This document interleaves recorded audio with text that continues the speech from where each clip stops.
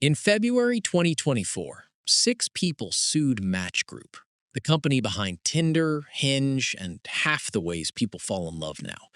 And their complaint was strange. It wasn't that the apps failed to find them someone. It was that the apps were never really trying, that they're engineered like slot machines, built to keep you pulling the lever. The company denies all of it. But here's what stuck with me. Years before that lawsuit, the man who invented the swipe had already said the quiet part out loud. Jonathan Badeen, the Tinder co-founder who created the swipe, once described it like this. It kind of works like a slot machine. You're excited to see who the next person is. Or excited to see, did I get the match? And he knew exactly where that came from. In the last century, a psychologist named B.F. Skinner ran an experiment that quietly built the modern attention economy. He put pigeons in boxes and gave them food for pecking a button. When the food came predictably, every 10th peck, the pigeons pecked politely, like employees. But when the food came at random, sometimes the 3rd peck, sometimes the 30th, the pigeons lost their minds. They pecked for hours, not hungry, just playing. Psychologists call it a variable ratio schedule, and it is still the most powerful behavior hook we know. It's the engine inside every slot machine. It's also the engine inside the swipe, and your brain has a very specific weakness for it. In 2003, 3 neuroscientists, Fiorillo, Tobler, and Schultz, recorded dopamine neurons while monkeys waited for rewards that arrived with different probabilities. You'd assume dopamine tracks winning. Not quite. They found a signal that rose with uncertainty, and it peaked when the odds were 50-50.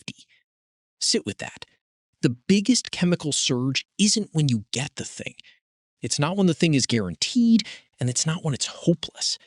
It's when it could go either way. The maybe is the drug. A casino is a machine for manufacturing maybes. So is a stack of profiles. Now, a casino only needs you to keep playing, but a dating app has a second trick, and this one works even when you win.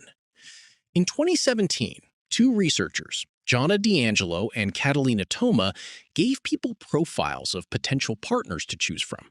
One group picked from 6, the other picked from 24. Everyone made a choice, but a week later, the people who had picked from the big pool were significantly less happy with the person they'd chosen. Same choice, same person, less happiness. Why? Because the bigger the menu, the louder the question your brain keeps asking. What about the ones you didn't pick? Psychologists call it counterfactual thinking. You call it, maybe there's someone better, one more swipe away. The pool itself poisons the pick, and it gets worse the longer you play. In 2020, researchers Pronk and Denison sat people down and had them swipe through profiles, one by one. At the start, people said yes generously, but with every profile, the yeses dried up. By the end, the chance of accepting someone had fallen by about 27%. They called it a rejection mindset. The longer you swipe, the pickier and more pessimistic you get about the options and about yourself. Read that carefully. The tool for finding a person makes every additional person look worse. No slot machine ever punished you for playing that elegantly. So why does your brain fall for all of this? Because for 300,000 years, the dating pool had a head count. Your ancestors lived in bands where everybody knew everybody. The whole social universe was maybe 150 people. Within it, a handful of realistic partners. In that world, the wiring makes perfect sense. When options are that scarce, every single one deserves your full attention. And walking away from a maybe is genuinely expensive. Your brain never needed an off switch for evaluating partners. Running out of people did that automatically. Then we handed that same brain a machine holding more faces in one evening than an ancestor saw in a lifetime. The scarcity wiring meets the infinity machine. The wiring loses. And none of this is an accident, because none of this is free. Match Group's revenue in 2024 was about $3.5 billion. Think about what that money is. It's not the price of introductions.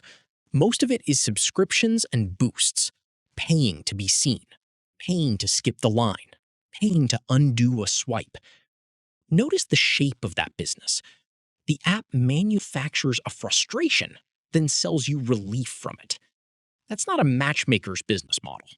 That's a casino selling you slightly better odds at its own table, and it creates the awkward incentive the lawsuit points at.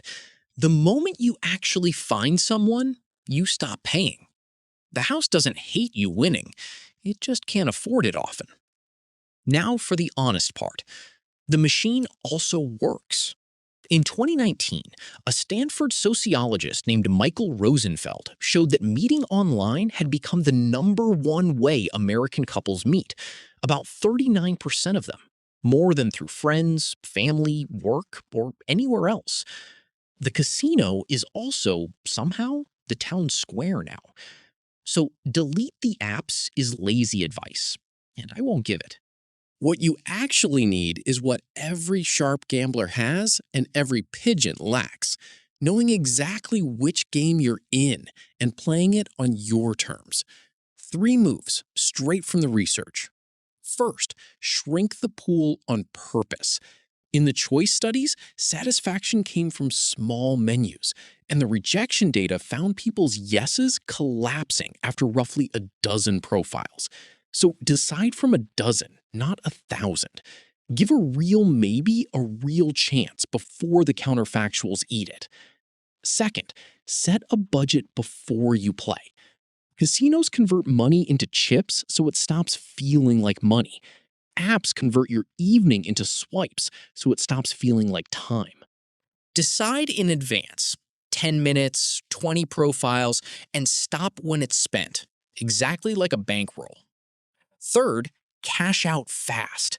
The app earns while you're suspended in maybe, so spend as little time there as possible. The moment there's mutual interest, convert it into something definite. A plan, a coffee, a walk. Off the app, the variable ratio machine has no lever to pull. Because here's the thing your caveman brain gets right. A slot machine pays out coins, and coins never made anyone happy for long. This machine pays out people, and people are the one payout your brain never gets bored of. That's a whole other case file. The house wins while you're guessing. You win when you stop.